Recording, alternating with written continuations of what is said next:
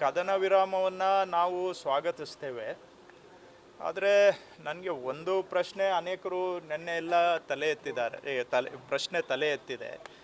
ಏನು ಅಂದರೆ, ಈಗ ನಾವು ಯುದ್ಧ ಆರಂಭ ಮಾಡೋದಕ್ಕೆ ಮೊದಲು ಎಲ್ಲ ವಿಷಯವನ್ನು ಅವಲೋಕನ ಮಾಡಿ ಯುದ್ಧ ಆರಂಭ ಮಾಡಬೇಕು.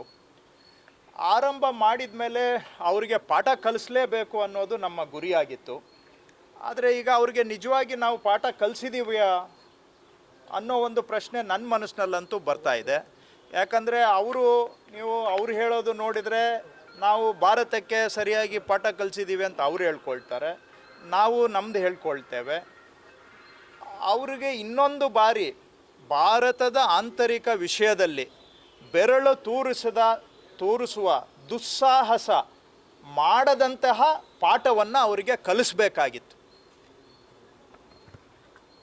ನೀವು ಹಾಗಂದರೆ ಏನು ಅಂತ ಕೇಳ್ಬೋದು. ಒಂದು ಉದಾಹರಣೆ ಇದೆ ಈ ದೇಶದ ಇತಿಹಾಸದಲ್ಲಿ. 71ನೇ ಇಸ್ವಿಯಲ್ಲಿ ಇಂದಿರಾ ಗಾಂಧಿಯವರು ಪ್ರಧಾನಮಂತ್ರಿ ಇದ್ದಾಗ ಇದೇ ರೀತಿ ಪಾಕಿಸ್ತಾನದವರು ನಿರಂತರವಾಗಿ ನಮಗೆ ತೊಂದರೆ ಕೊಡುವಂಥ ಸಂದರ್ಭದಲ್ಲಿ ಇಂದಿರಾ ಗಾಂಧಿಯವರು ಪಾಕಿಸ್ತಾನದ ಮೇಲೆ ಯುದ್ಧ ಮಾಡಿದ್ದಷ್ಟೇ ಅಲ್ಲ, ಪಾಕಿಸ್ತಾನವನ್ನು 2 ಭಾಗವಾಗಿ ವಿಭಜನೆ ಮಾಡಿ 71,000 ಜನ ಪಾಕಿಸ್ತಾನ ಸೋಲ್ಜರ್ಸು ಸರೆಂಡರ್ ಮಾಡಿ ನಾವು ಸೋತಿದ್ದೇವೆ ಅಂತ ಒಪ್ಪಿಕೊಂಡು ಆ ಮಟ್ಟಕ್ಕೆ ಇಂದಿರಾ ಗಾಂಧಿಯವರು ಯುದ್ಧ ಮಾಡಿದರು.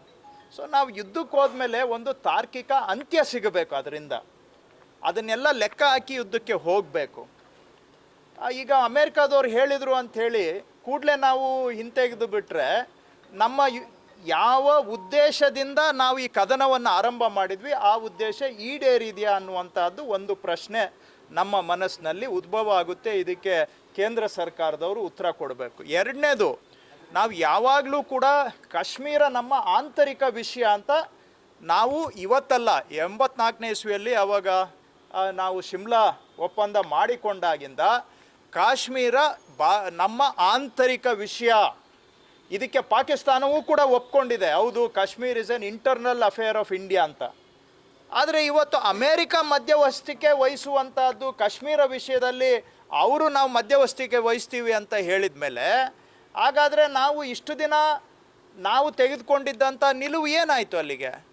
ಈಗ ಕಾಶ್ಮೀರ ಭಾರತದ ಆಂತರಿಕ ವಿಷಯನಾ ಅಥವಾ ಅಂತಾರಾಷ್ಟ್ರೀಯ ವಿಷಯನಾ? ಈಗ ನಾವೇ ಎಲ್ಲೋ ಒಂದು ಕಡೆ ಇದನ್ನು ಅಂತಾರಾಷ್ಟ್ರೀಕರಣ ಮಾಡ್ತಾ ಇದ್ದೇವೆಯಾ, ಇಂಟರ್ನ್ಯಾಷನಲೈಸ್ ಮಾಡ್ತಾ ಇದ್ದೇವೆಯಾ? ಇಂಟರ್ನ್ಯಾಷನಲೈಸ್ ಮಾಡೋದ್ರ ಮುಖಾಂತರ ಸೊ ಕಾಶ್ಮೀರದ ಬಗ್ಗೆ ಮತ್ತೆ ಪ್ರಶ್ನೆಗಳು ಎಲ್ಲಿ ಬೇಕಾದರೂ ಚರ್ಚೆ ಆಗ್ಬೋದು, ಯಾರು ಬೇಕಾದರೂ ಮಾತಾಡ್ಬೋದು, ಅವರೆಲ್ಲ ನಮಗೆ ಉಪದೇಶ ಕೊಡ್ಬೋದು ಅನ್ನುವಂಥದ್ದು. ಆದರೆ ಇದರಿಂದ ನಮಗೆ ನಷ್ಟನೇ ಅಂತ ನನಗನ್ಸುತ್ತೆ.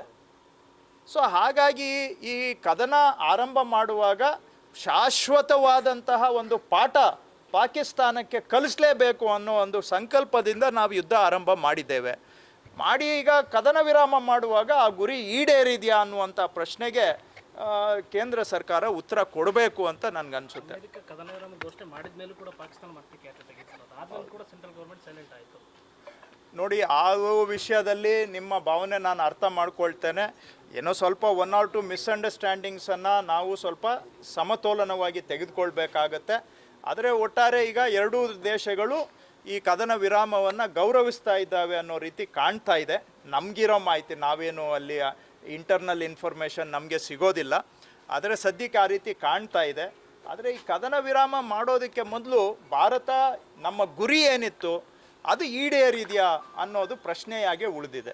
ಈ ಮೀಟಿಂಗ್ ಮತ್ತೆ ಏನಾದರೂ ಕಂಡೀಷನ್ಸ್ ಅಪ್ಲೈ ಮಾಡ್ತಕ್ಕಂಥದ್ದು ನೋಡಬೇಕು. ಈಗ ನಾವು ಪಾಕಿಸ್ತಾನದವರು ಮಾತಾಡ್ಕೊಳ್ಳೋದು ಒಂದು, ಈಗ ಯಾರೋ ಬೇರೆ ದೇಶಗಳವ್ರು ಬಂದು ಮಧ್ಯಸ್ಥಿಕೆ ವಹಿಸ್ತಕ್ಕಂಥದ್ದು ಇನ್ನೊಂದು.